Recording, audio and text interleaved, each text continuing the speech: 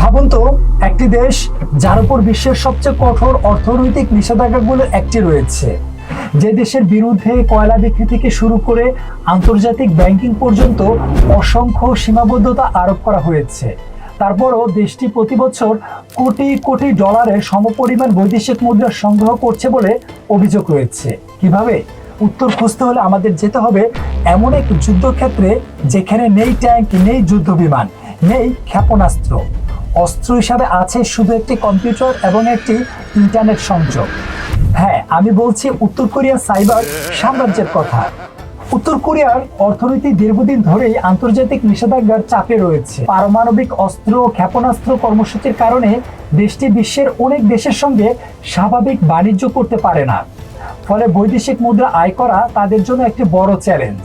আর ঠিক এখানেই সাইবার জগৎকে একটি নতুন সুযোগ হিসাবে দেখা হয় বলে মনে করেন অনেক বিশ্লেষক। কারণ একটি ক্ষেপণাস্ত্র বানাতে লাখ লাখ ডলার লাগে, কিন্তু একটি দক্ষ হ্যাকার তৈরি করতে লাগে একটি কম্পিউটার, প্রশিক্ষণ এবং সময়।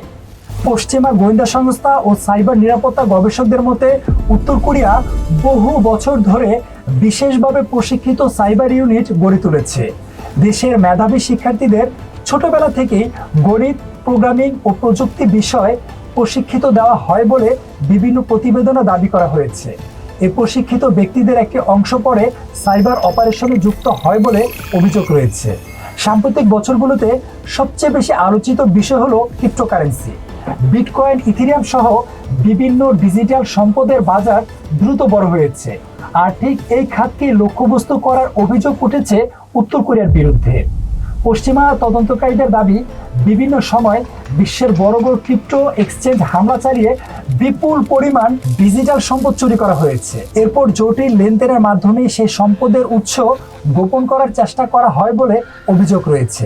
তবে শুধু ক্রিপ্টোকারেন্সি নয়, আরেকটি গুরুত্বপূর্ণ কৌশল হলো ফিশিং। এখানে হ্যাকাররা সরাসরি কোনো সিস্টেমে হামলা চালায় না, বরং তারা মানুষের ভুলকে কাজে লাগায়। কখনো চাকরির অফার, কখনো ব্যবসায়িক প্রস্তাব, আবার কখনো পরিচিত প্রতিষ্ঠানের ছদ্মবেশে ইমেল পাঠানো হয়। যে কেউ সে ফাঁদে পা দিলেই তখন তার পাসওয়ার্ড, তথ্য কিংবা পুরো কম্পিউটার সিস্টেম ঝুঁকির মুখে পড়তে পারে। সাইবার নিরাপত্তা বিশেষজ্ঞদের কাছে সবচেয়ে পরিচিত নামগুলোর একটি হলো লাজারাস গ্রুপ। পশ্চিমা দেশগুলোর অভিযোগ অনুযায়ী এই গ্রুপটি উত্তর কোরিয়ার সঙ্গে যুক্ত। তাদের বিরুদ্ধে ব্যাংক, আর্থিক প্রতিষ্ঠান, প্রযুক্তি কোম্পানি এবং ক্রিপ্টো প্ল্যাটফর্মে হামলার অভিযোগ রয়েছে।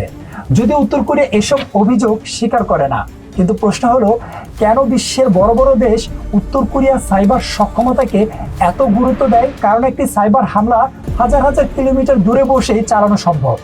একজন হ্যাকার পৃথিবীর এক প্রান্তে বসে অন্য প্রান্তের ব্যাংক, কোম্পানি বা প্রতিষ্ঠানের উপর আঘাত হানতে পারে, এবং অনেক ক্ষেত্রে হামলার প্রকৃত উৎস শনাক্ত করাও কঠিন হয়ে পড়ে। বিশ্লেষকদের মতে আধুনিক যুগে সাইবার শক্তি অনেক সময় সামরিক শক্তির মতোই গুরুত্বপূর্ণ হয়ে উঠেছে।